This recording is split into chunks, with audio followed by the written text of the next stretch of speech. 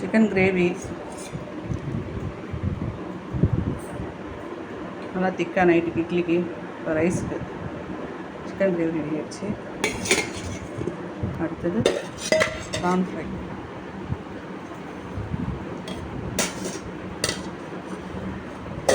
அடுத்தது ரைஸ்.